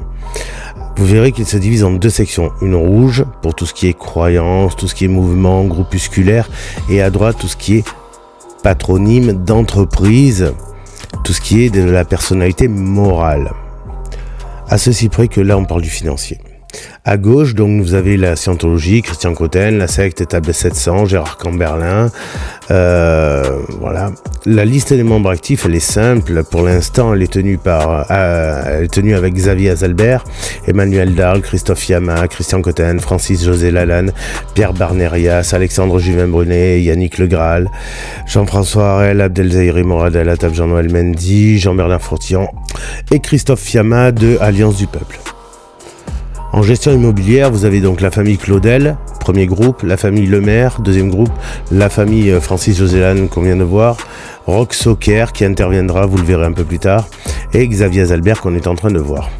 Dans le cas de la déstabilisation territoriale, c'est-à-dire de la propagation des idées anticonformistes, de destruction du tissu citoyen, du tissu démocratique, du tissu national, c'est-à-dire de chaque Français, on a Gérard Camberlin, Emmanuel Darl avec le CSI. On a Abdelzahiri, on a Morad Attab, Jean-Noël Mendy, Jean-François Harel, Alice Pazalmar, Sovereign Citizen, tout ça. Étienne Chouard, qui interviendra, on le verra, il sera impliqué dedans. Et Christian Cotten, bien évidemment. Dans le cas des associations et mouvements citoyens, vous avez la Place d'Armes, le Phénix français, Entreprise Avenir de France, qui est une sorte de grosse assemblée générale tenue par Éric Lemaire de Alliance du Peuple. Et qui en rassemble beaucoup d'investisseurs dans l'immobilier. Bien entendu, vous avez Alliance Révolutionnaire, vous avez Force Vive, toujours Éric Lemaire, France RIC, Étienne Chouard, Association Mouvement Constituant Populaire qui a été faite par Étienne Chouard. Vous avez les Libertés Démocratiques Françaises, l'ancienne LDF de Patrice Grudet, Alliance du Peuple, CTV-ADP, c'est le nouveau média. Le Conseil gouvernemental de Savoie, là vous avez Harel. Le CSI, Emmanuel Darl. Sovereign Citizen, FDNL, fraude du nom légal, tout ça, c'est Alice Pazalmar. En politique, vous avez le lien que je vais vous dresser, qui est celui d'André Dobiaz et Jean Lassalle, auprès de Évolution Citoyenne. Vous avez les liens avec Damécourt, auprès de Force Vive de Éric Lemaire. Vous avez donc vu le lien avec Florian Philippot. François Asselineau, qui a été contacté via Étienne Chouard, la preuve aux dernières élections, et donc Jean-François Harel, toujours dans le cadre de la déstabilisation, auprès du faux comité souverain de Savoie qui n'a jamais existé, mais enfin bon. Dans le cadre des médias maintenant, parce qu'ils utilisent aussi les médias, donc vous avez François, vous avez Nexus, Top Secret Magazine, là c'est toujours Roch Soccer, Richard Boutry, Pierre Barnerias, Dieudonné, Abdelzahiri, Morad El Attab et Jean-Noël Mendy.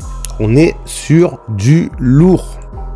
Et donc là, on va s'occuper de la partie de droite du graphique en listant toutes les entreprises de la nébuleuse d'Azalbert dans le cadre où elle concourt aussi à sa fortune.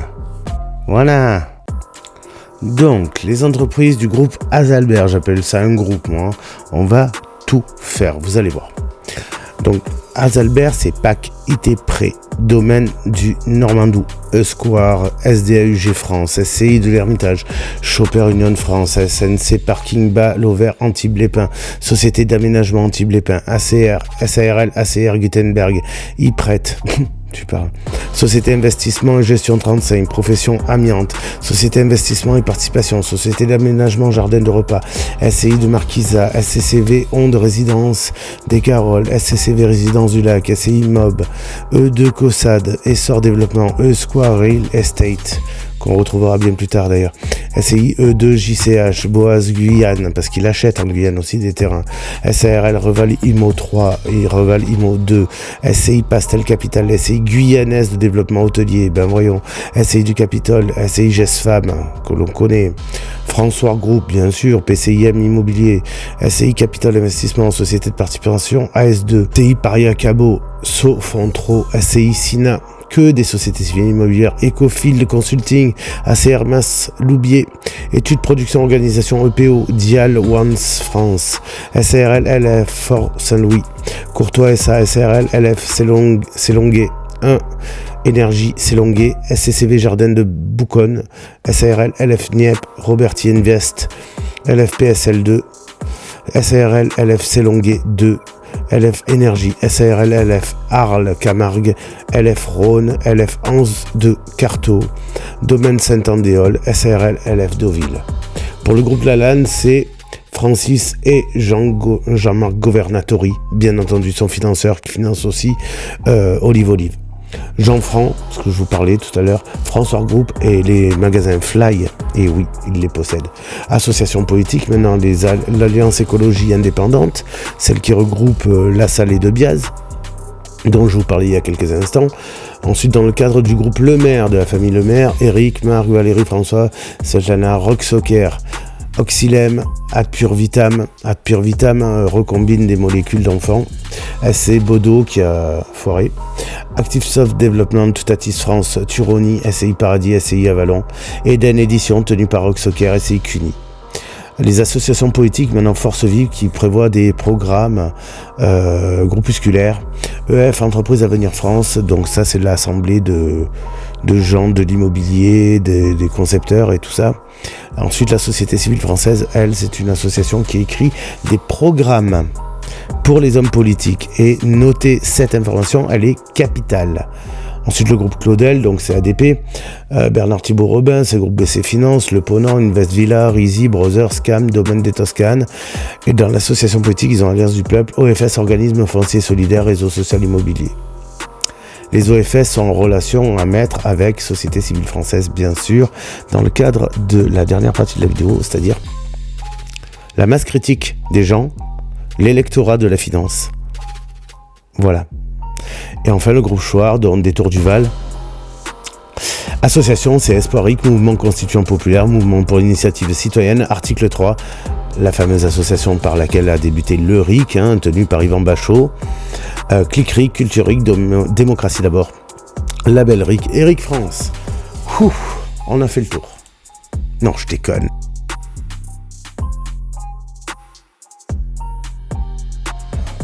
On en est à 1h15 de vidéo. Moi, j'en suis à presque 4 heures de tournage. Je sais que je dois encore vous démontrer un ou deux liens. Bon, il n'y a pas de problème avec ça, vous inquiétez pas. 2 secondes, on souffle, là, on s'accorde le point numéro 3. En fait, on fait des parties pour sectionner le propos. On fait des points pour se permettre aussi de souffler parce que c'est dense, c'est rude. Même pour moi, c'est rude, je vous le dis. Mais c'était super plaisant de faire cette enquête, en tout cas. Donc j'espère que vous allez bien, j'espère que vous n'avez pas encore fondu. Pour l'instant, je sais que vous y croyez pas. Vous inquiétez pas. Vous n'aurez pas besoin d'y croire.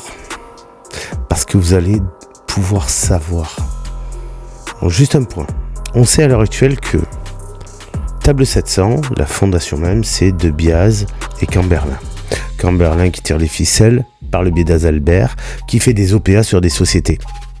On est au courant, on le sait, on a la liste. Si vous voulez le vérifier vous-même, vous allez sur le site de Papers et vous tapez les références que je vous ai données, elles sont publiques. Donc il n'y a absolument aucune diffamation ni de ma part ni de qui que ce soit. Il n'y a absolument aucun a priori, aucun jugement de valeur. Voilà. Tous les jugements que vous pourrez faire, ce seront les vôtres. Moi je présente des faits concrets tout simplement. Donc vous avez toutes les informations, allez-y. Alors oui, il y a peut-être un mot ou deux qui sont pas à leur place, excusez-moi, mais avec toute la masse d'informations que ça représente, parfois il y a des coquilles. Donc comme on fait ça bénévolement non plus, vous comprendrez que... Bien. Dans ce point, donc on sait que la fondation de Table 700, c'est André de Biaz et Camberlin. On sait que derrière, il travaille des groupuscules politiciens, genre ADP, genre la LDF, genre Alliance du Peuple, genre Francis Lalanne, le RIC, tout ça. On a vu les liens. Et vous inquiétez pas, en fin de vidéo, la surprise, toute la cartographie de tous les liens.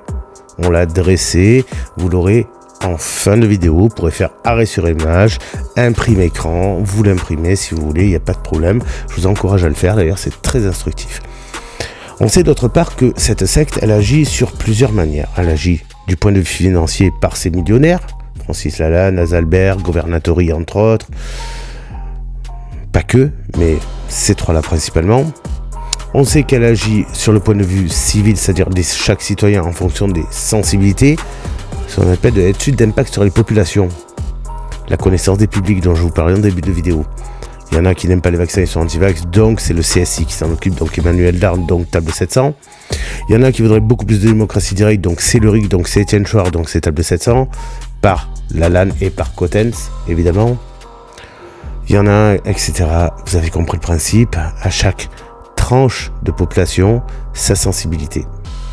Sa sensibilité, donc, ses sujets. Là, maintenant, on commence à entrer dans le côté économique. On vient à peine de commencer à voir la surface, comme on l'avait fait en début de vidéo, avec toutes les thématiques, par exemple, concernant toutes les sensibilités musulmanes avec Morale de la table, ou le sionisme avec je ne sais qui encore, Jean-Noël Mendy, le populisme, Zahiri, c'est la défense des enfants, les cagnottes qui disparaissent parce qu'ils courent plus vite que ce qu'ils prennent dans la caisse. Oups, désolé, je suis au courant aussi, hein. Mes amitiés Alfred, qui n'existe pas d'ailleurs, mais c'est pas grave, on se détend un peu aussi, ça fait du bien. Bref, on fait un petit break de 3-4 minutes, tranquille, et après on va reprendre. Ça c'est le point numéro 3. On sait tout ça. On a vu comment pratiquer Azalbert, on a vu les méthodes de maître chanteur, qui poussent jusqu'au suicide ou aux tentatives de suicide. On voit que la LAN, de toute façon, c'était observable à contacter tous les groupuscules pseudo-citoyens. On connaît ses discours. On sait qui il a approché. Cotens aussi. Emmanuel Dahl, Christian Perron, toute la clique anti-vax, anti-ceci, anti-cela. On sait qu'ils ont sensibilisé pour rapporter de l'audience, de l'audimat et les raccorder à des causes. Et oui. Parce qu'encore une fois, tous ces groupuscules sont liés. Il n'y a pas de section nulle au milieu. C'est des sections non nulles. Les communautés s'interpénètrent. Ce qu'on appelle la complosphère.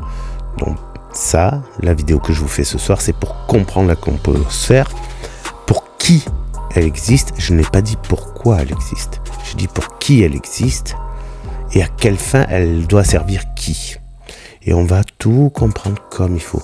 Après, si vous vous sentez manipulé, je suis désolé, vous aurez des choses à reprocher à certaines personnes, certainement pas à moi, qui vous apportent des faits concrets, sans émettre un avis personnel. Notez-le bien. On finit ce point numéro 3, on a fait le tour, on continue. Allez, c'est parti.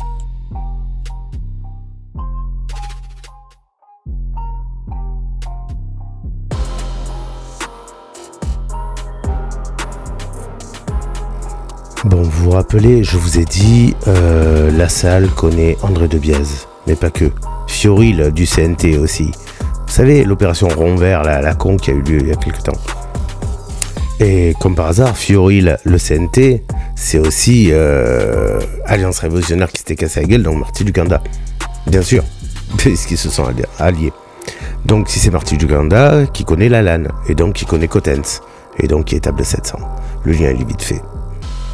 Allez, je vous ai mis le lien, enfin je vous ai fait un photomontage pour grosso modo les principaux. Le lien est fonctionnel, le lien est véritable. Attention, ils n'ont pas sécurisé leur site, vous y allez à vos risques et périls.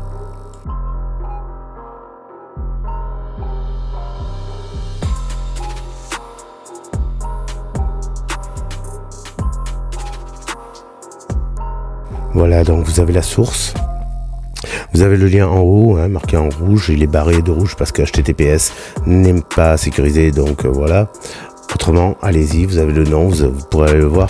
L'ordonnancement sur leur page de garde n'est pas ainsi, c'est l'un après l'autre sur 3 pages. Vous pourrez le vérifier par vous-même. Voilà, ça accrédite par contre des détails qui sont importants.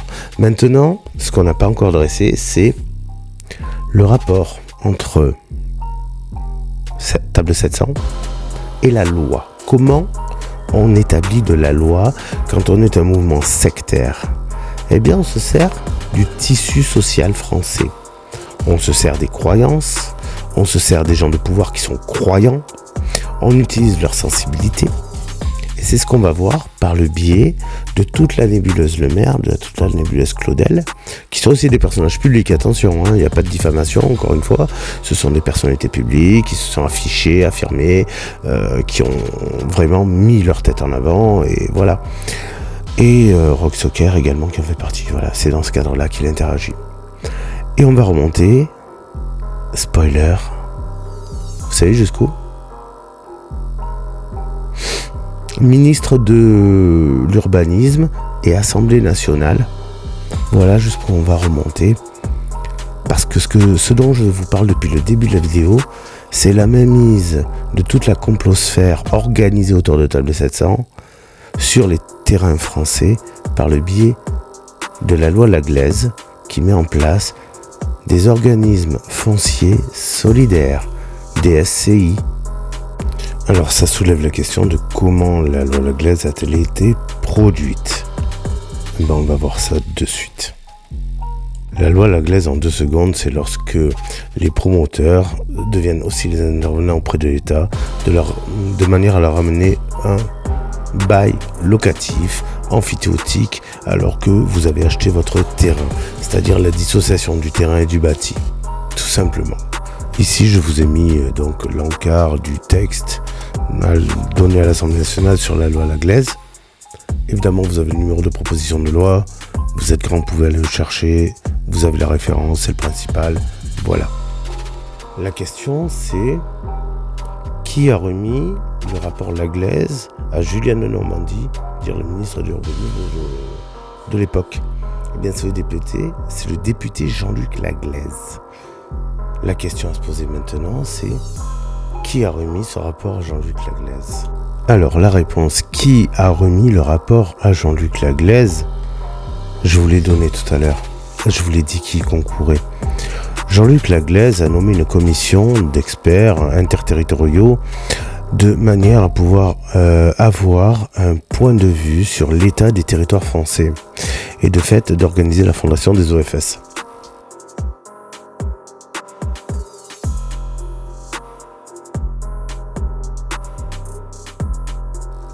Ce rapport a été rédigé en partie par les frères d'Amécourt. D'Amécourt qui étaient eux-mêmes des politiciens. Ces d'Amécourt travaillent en fait pour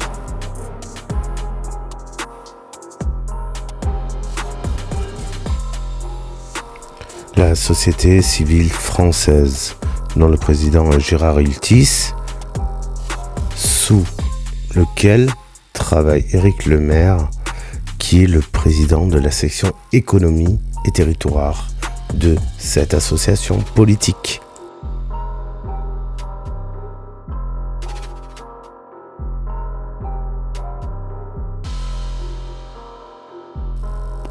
On va aller un peu plus loin, ne vous inquiétez pas, ce n'est pas suffisant. Donc on voit bien qu'il y a du rapport construit sur des données fiables évidemment, par des associations politiques hors de contrôle, c'est-à-dire qu'on ne peut contrôler dans la qualité de leur travail, qui font des rapports pour des hommes politiques, qui ne les vérifient pas, qui les remettent donc aux ministres et aux assemblées afin qu'elles soient votées. Déjà c'est beaucoup, ne pensez-vous pas, c'est énorme. Et donc, on va s'intéresser un petit peu plus à Éric Lemaire et à ses liens avec ADP. Et on va remonter la file parce que vous allez voir que ça va reboucler. Ça va être très intéressant. C'est pas pour taper sur eux, honnêtement. J'ai mieux à faire. Mais il est important que nous sachions à qui nous parlons et de qui nous parlons. C'est en étant informé qu'on peut se défendre de la manipulation. Alors, je profite de cet aparté juste pour dire, ça veut pas dire que j'ai foi dans le gouvernement, ça veut pas dire que le gouvernement fait tout bien, tout juste, tout comme il faut, loin de là, la preuve, en subtant, je suis en train de vous dire que le gouvernement, d'une manière ou d'une autre, fait confiance à des gens qui ont des visées personnelles, financières, économiques et politiques de leur propre hégémonie de pouvoir, notamment Table 700, puisque c'est le sujet de cette vidéo. Et c'est ce qu'on est en train de démontrer concrètement. Allons-y. Observons donc qui est Éric Lemaire, comment il travaille, qu'est-ce qu'il fait, quelle est sa place, comment il se positionne par entre les d'Amécourt, Alliance du Peuple, TVADP, Bernard Claudel, Table 700, tout ça, on va voir. Donc voilà, très exactement la nébuleuse d'entreprise gravitant autour d'Éric Lemaire, dans laquelle il est partie prenante. La société hôtelière, tout ça, CO Finance, etc., etc. Et il y a Toutatis. Toutatis, c'est une entreprise très très intéressante, je vous laisserai aller la regarder. On peut voir ensuite qu'il est en lien direct avec Bernard Claudel, qui est Alliance du Peuple, et lui qui est TVADP. Mais Éric Lemaire, c'est aussi des associations. Des associations comme Entrepreneurs Avenir France, dont je vous ai déjà parlé, qui est un groupement d'entrepreneurs français. Et encore une fois, bizarrement, c'est l'immobilier qui est mis en avant. Mais il n'y a pas que ça, il y a aussi Force Vive. Je vous laisse regarder l'encart, je pense qu'il est éloquent et qu'il parle de lui-même, parce que là on tape dans la deuxième catégorie, c'est-à-dire la politique citoyenne. Parenthèse concernant les individus, je ne fais pas d'attaque personnelle. Il y a des documents qui sont très très sensibles sur la vie des personnes. J'ai flouté toutes les données personnelles, bien évidemment. Le but ce n'est pas de nuire, je n'encourage pas à nuire. Cependant, il y a des détails dont je dois parler, parce qu'ils sont publics, donc complètement trouvables, et qu'ils vont dans le sens de cette vidéo. Donc encore une fois, j'attire l'attention des gens, il n'y a pas de diffamation. Hélas pour ceux qui ne seraient pas contents d'ailleurs. Mais on est bienveillant, même si on doit dire les choses telles qu'elles sont, c'est très très important. Donc Éric Lemaire, il est marié avec une personne qui elle a aussi des entreprises. Il travaille avec Alliance du Peuple et tout ça, où il travaillait, peu importe. Et tout ça, ça embauche des gens, dont une certaine personne que vous connaissez bien. Voilà.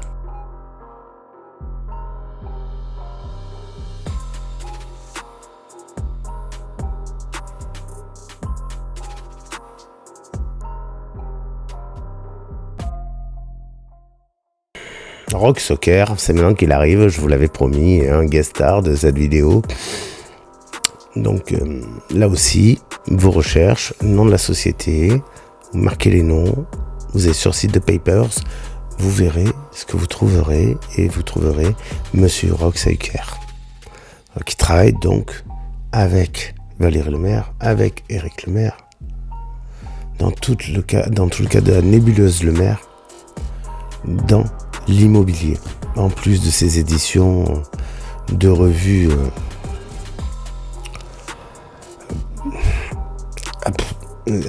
sensationnalistes. Ouais, c'est tout ce que je peux en dire. Voilà, donc Rock Soccer bouffe à la même gamelle. Mais on va continuer, vous inquiétez pas. Maintenant, on va parler des liens entre Claudel et Lemaire. Et voir comment ADP est impliqué dans Table 700.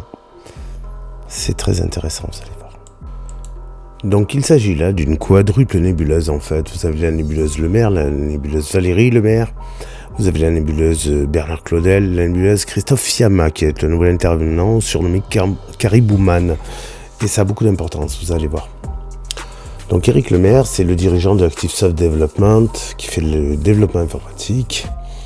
Pure Vitam, développement scientifique. Société immobilière Toutatis, activité immobilière. Oxylem immobilière. Bodo, c'est des supports juridiques de gestion de patrimoine. Yucan, c'est de la holding de développement et entrepreneuriat. La Sulilloise, c'est du commerce de détail en alimentation. Et Champagne, c'est culture. En association, il travaille ou préside diverses associations. Donc EAF, c'est Entrepreneurs Avenir France. Société civile française, c'est think tank politique. Force Vive, c'est l'association de création de programmes politiques et d'influence politique. Sa compagne, ou sœur, je pense que c'est compagne plutôt, Valérie Lemaire, née Merlène en 65, donc voilà. Dirigeante de Bodo, en cogestion avec Éric Lemaire sur les activités immobilières. Eden Édition, ça doit vous parler, c'est une maison d'édition. Société civile immobilière Avalon, c'est les activités immobilières. Société civile immobilière Paradis, activités immobilières. Avalon et Paradis sont chapeautés par Rock Soccer ainsi que Eden Édition. Quant à Société Cuny, location logement, elle a fait faillite. Vous pouvez retrouver les détails sur Papers. Ensuite, il y a la nébuleuse sociétale Bernard Claudel, de Alliance du Peuple. Donc, monsieur Bernard Claudel, un vieux de la vieille, qui connaît bien le monde d'ailleurs. Il est dirigeant de la SAS Le Ponant, SARL Invest Villa, donc activité des marchands et des biens immobiliers, activité immobilière, activité société de holding. En association, c'est Alliance du Peuple, regroupement, action sociale, immobilière et commerciale. Ensuite, il y a Thibault Claudel, je n'ai pas su quels étaient ses liens familiaux. Je pense qu'on est sur du fils ou du petit-fils peut-être. Dans le domaine des Toscanes, c'est activité de marchands et de biens immobiliers. Le Ponant, c'est activité de marchand et de biens. Browser, c'est agence immobilière. Sazucam, c'est vente et achat de biens immobiliers. Et SAS Resi, c'est le portail internet. Ensuite, la nébuleuse de société Christophe Yama, qui est très petite, mais existante. Caribouman, donc ADP. Société civile immobilière Agoran, location de terrain et d'autres biens immobiliers. Et son association, c'est AME, Association Morpheus Ethica. L'assistance, l'information, l'aide, la bienfaisance, le soutien aux entrepreneurs en toutes les phases de la procédure collective. Donc maintenant, qu'est-ce que c'est qui relie le maire à ADP, Claudel à ADP, au-delà de fonder une association? Bah c'est simple, regardez.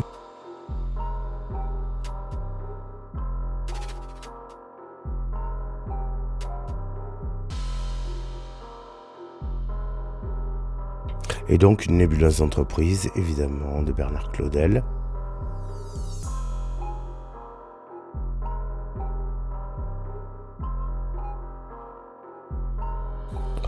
Donc là encore, on a évoqué un lien qui était celui de Caribouman, donc on va en parler.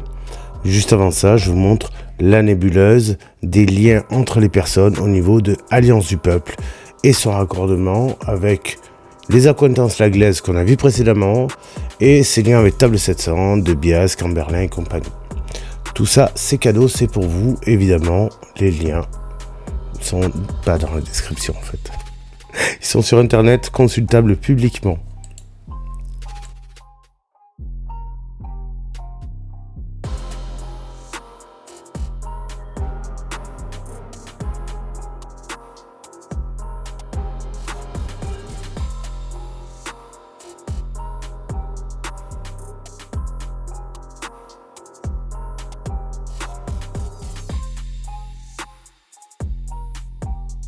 Et maintenant, on termine par le lien de Caribouman avec André De Bias. Allez, on avait gagné presque.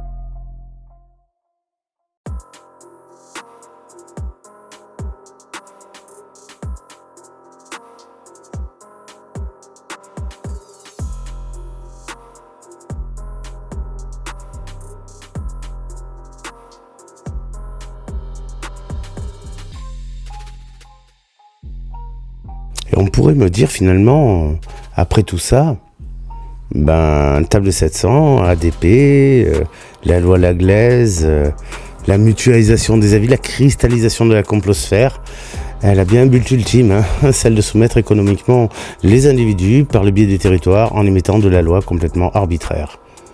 Ouais, mais je te crois pas en fait, Vox. Ah bon? Oui, tu n'as pas démontré un lien. Ah bon? Et lequel?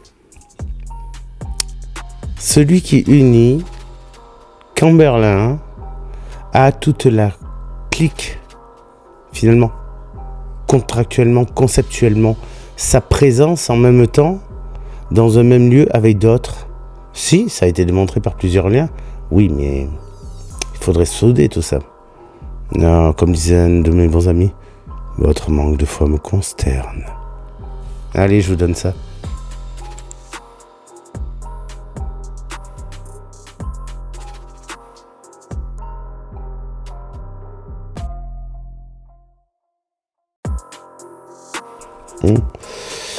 Ok, là c'est valide. Il y a bien une supervision de Camberlin, le fondateur, le nommeur, ce que vous voulez, de Table 700, le grand chef en dessous de Bias, ou à côté d'ailleurs, qui supervise ce qui se dit, les missions et tout. On le voit très clairement, très clairement. Vous pouvez même zoomer, vous verrez encore mieux. Il y a un autre lien qu'on n'a pas encore démontré. Comment la complosphère elle agit pour manipuler la population agricole? On n'a pas parlé de l'agriculture. Surtout que c'était dans les tiroirs il n'y a pas longtemps. ça pourrait être un manque. Je vous donne ça.